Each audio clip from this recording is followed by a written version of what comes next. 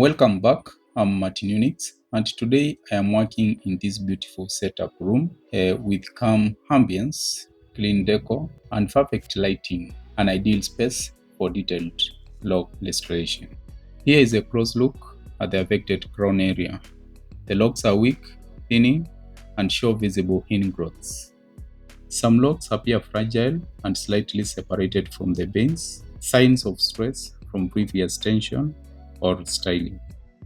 I am taking time to pick each and every strand slowly because this area is delicate and working too fast can easily cause breakage, so patience here is everything. My plan of approach today is simple. I'm going to start with a gentle crochet reinforcement to rebuild the roots, blend in the loose hairs, and restore density without pulling. Once we stabilize the veins, we will follow up with 4-way interlocking to structure and balance the growth evenly. The main goal isn't just neatness, it's to strengthen the roots, reattach the broken strands, and restore overall balance and uniformity to the crown. Next, I am hydrating the locks using a light leave-in treatment. This helps soften the strands, loosen any dryness around the roots, and make manipulation much easier. I gently massage the scalp to stimulate blood flow and encourage new growth. This also helps distribute the moisture evenly across the locks. You will notice some strands towards the tips appear lighter or brownish in color. Interestingly, no dye has ever been applied here. This change is often caused by constant sun exposure, frequent shampooing with harsh products, or heat from dryers. To prevent further lightening, I recommend occasional deep moisturizing treatments, using sulfate-free cleansers, and protecting the locks from direct sunlight whenever possible. Here I am showing the broken strands that have been shedding over time. These will be carefully reattached to restore the lost length and maintain uniformity throughout the locks. The goal is to rebuild strength, fullness, and bring back the natural integrity of each and every strand. I am now beginning the interlocking process at the roots, starting gently with my fingers. I gather the fraying hairs around the scalp, guiding them back into the strand before creating a 4-way interlock. That is north to south, west to east, south to north, and finally west to east. This sequence ensures even tension, firm anchoring, and proper alignment of the roots without strain on the scalp. As the growth begins to tighten, I switch to the latch tool, continuing the 4-way interlocking technique. Notice how I avoid tightening at the veins. This helps maintain comfort, prevents thinning, and allows healthy new growth to breathe. To finish, I use a 0.5 mm crochet needle to manage the fringe around the roots, blending the loose hairs neatly into each lock for a clean, polished look. If you would like to join my Dreadlocks master classes, liaise with the information provided on the description on how to join the online course. And also, if you're new on my channel, consider subscribing, like my comment, and share to your friends. As I work onwards, I repeat the same interlocking process throughout the rest of the sections. That is now the 4-way interlocking method. This technique works well, especially for thin locks like these ones that I'm working on. The reason being that it reinforces the veins, controls fringe, and keeps the strands compact without handling tension. Now, as I work on, here I have identified a thinning spot along the lock strand. To rebuild its body, I use the crochet needle at different angles while gently rotating the lock strand. This allows me to pull in the surrounding loose strands and hang them through the weak point from both sides. The technique evenly distributes density, strengthens the thinning area, and restores a balanced natural look. Consider liking my work, comment and share to your friends. Next, my focus shifts back to the roots. I carefully gather the fraying hairs and crochet them into the main strand to reinforce the bends and strengthen the connection.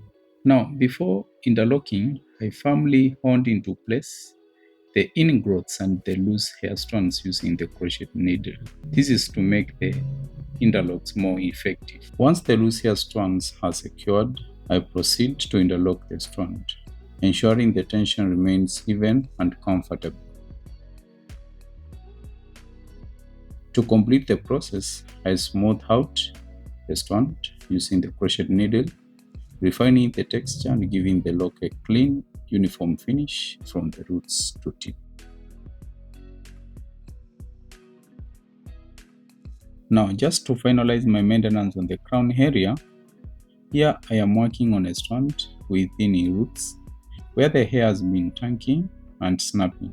I align the new growth with the strand, then firmly crochet it in to restore strength and prevent further breakage. Regular reinforcement like this keeps the roots compact, reduces tension and helps the locks mature evenly. If you'd like to learn these strengthening and repair techniques in detail, you can join my Master Dreadlock online classes via details provided in the description below.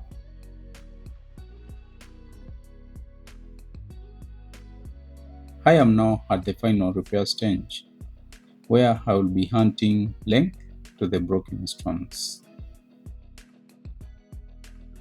First, I carefully select the most compatible strand from the broken pieces, matching its thickness and texture to the existing lock. This ensures uniform and natural blend once attached. I then comb out the tips of both strands and align them together, overlapping by about 2 inches. This overlap provides a stable base for the attachment.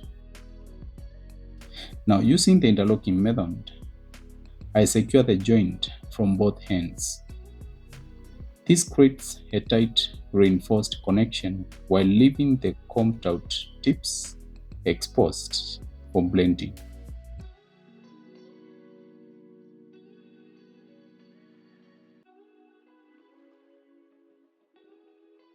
To complete the process, I crochet through the loose tips from both sides, tightening and sealing the attachment for a firm, seamless finish.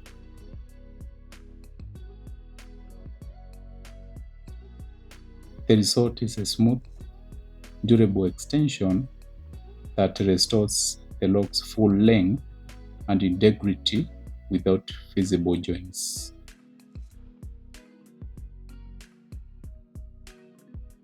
To complete this maintenance process, I am styling a double basket with braid that flows gently into a low ponytail. I began by sectioning the locks into 2 bronze panels on each side of the crown. Then I took 2 small bundles, that is 2 strands, from one side and crossed them over to the other, alternating in a crisscross pattern. This continuous weaving motion forms a flat, interlaced structure that resembles a basket design. So basically, we are overlapping 2 strands over 2 strands, then under 2 strands. That way, working backwards in a sequential manner. Once both sides are neatly woven towards the back, I secure them together into a low pony. This finishing touch gives the look a calm, balanced flow while ensuring zero tension on the repaired areas. The double basket weave is not only elegant but also protective, making it ideal after a crown restoration. It helps the locks settle, rest, and grow stronger with time.